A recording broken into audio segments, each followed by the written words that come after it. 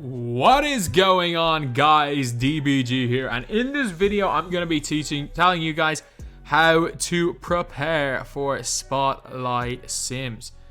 So lads, this is again Spotlight Sims. They're coming soon enough, and do they have the same hype as last year when we were all in lockdown? Obviously not, but I do still think they are relevant.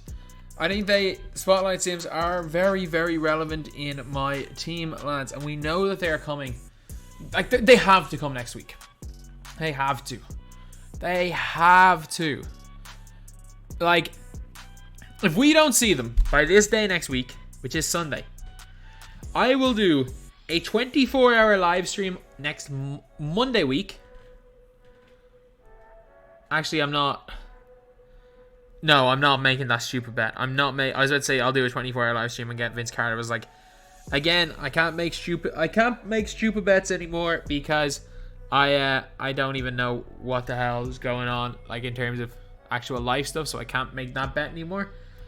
There are advantages to being in full lockdown where you can just promise stuff for a week's time without having to without thinking that there may be things that come up. So if we don't see in the next week, I will try to do some form of punishment type thing.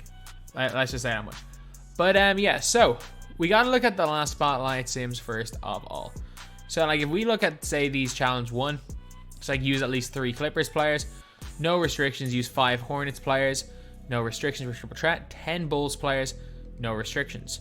If you look at these challenges right here, use Brandon Roy and Wes, use Brandon Roy and Wes, use Brandon Roy and Wes, use Brandon Roy and Wes, use Brandon Roy and Wes.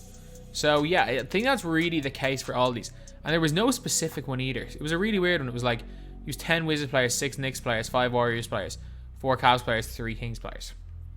So, the best way, honestly, is to, like, try to make sure you have 10 players from every single team.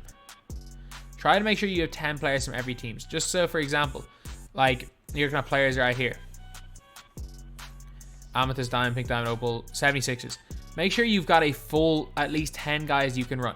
And it doesn't really matter too much because on offense, you're going to be scoring with like 2 players. And on defense, look, even like a Clamson, no defense is not going to really make much of a difference. The whole thing with the defense is that if you're on current gen, the CPU doesn't miss. And if you're, so best of luck, if you're on next gen, it's very, very easy to win. You literally just need 1 player. Last time I used Don Buse, and this time I'm literally, doesn't matter what I'm doing, I'm using Danny Ferry or Bolt. I'm shooting every single shot with Danny Ferry. Then off the bench, I'm going to shoot every shot with Bolt. And that's literally what I'm going to do in these Spotlight challenges. So you can see right here, I got 10 players for most of these teams by the looks of things. So I feel like I'm in decent enough shape right now for whatever they throw at us. Like, again, Clippers is not a lot. There are a few teams, again, that I have quite a bit less. Are there any that I need to go and buy? I should be okay for Hornets. Kings, not too bad. So I would advise you guys just to get the players for every team. Like, it doesn't have to be good players. Like, if you have to run a bronze to field a team, don't worry about it. Don't worry about having to run the occasional bronze, as long as they're not like your point guard or they're not your. I mean, bronze center is a bit of a problem. As long as they're not your center, you should be fine. Like, you can play bronze at 2, 3, or 4 and you're gonna be fine. But what I would suggest for you guys to do is tokens wise, because a lot of people don't even realize when they're completing these challenges, they do not realize that a lot of cards end up in the token market. So what I would advise you do, I've obviously only got 11 because I don't really need them. I've got 12 for Ruby. I've got a bunch for Sapphire as well. I would advise you not to go higher than Ruby. Don't bother spending 30 tokens on a Sapphire player instead of 2k MT for a player. Actually, I don't know. Token market even still open? No, it's closed. But yeah, so what I advise you to do, go to rewards, go to Emerald. So if you're stuck on any of these players, just get all of these. Get 11 of 18. Like, I may not use them, but there are situations for all of these teams that Emerald players, like these guys, they'll always make up numbers for teams. So I'm going to do that right now. I'm going to buy every single one of these players. So like a Rick Mahorn, will I ever use Rick Mahorn in game? Obviously not. But at the end of the day, unless I want to make a Bad Boys Pistons team, I was like, the microwave's not in the game. I was like, is there Bad Boys Pistons? But basically, yeah. So I'll just get whatever. I'll get all these. And I'll probably do the same with Sapphire because, again, it's like no tokens because there's 6 tokens per player. Ruby, because it's 15 tokens, I don't think that's too bad. If you need one, a Ruby, 15 tokens isn't too bad. When it gets to 30 tokens per player, I mean, that's where it really kind of adds up. Like, that's where they really start to add up. So if you need maybe one Amethyst player, then it's not the big end of the world, but I would advise you not to spend a whole bunch of MT on these guys. So yeah, that is basically how one major way to prepare. So depending on what gen you are on, playing in game is drastically different on Hall of Fame. It is drastically different. If you are on current gen, you better learn to boost. Like, you got a speed burst. You can do it to the basket. There are tutorials online, but you gotta learn to speed burst. Basically, what speed bursting looks like is, you can even do it very simply. Like, going forward, you do some sort of drill move, and then hold, and then press. So you can see that way I kind of like stopped and moved. You get a burst animation if you do that on current gen. But on next gen, what I would advise you to do, I'm gonna use Danny Ferry, but the last time around I used Nate Robinson. Preferably, you want a blinders player, but the biggest thing is you want someone you can green every shot with. So basically, on next gen, what you want to do, you call for a screen. Doesn't matter what side you're on, you call for a screen.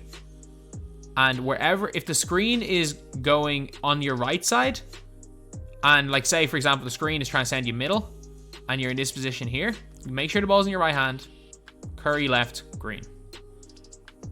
If it's on the opposite side, Curry right, green. So what I would advise you do is find out who you are most chicken with. Find out what player greens the most for you if you are on next gen. It worked for me on current gen, just shooting these threes, but boosting is obviously a lot better. And do it in shoot around because it's all going to be offline. What I would advise you to do is find out who you are good at shooting with offline and just stack up threes. Simple as that.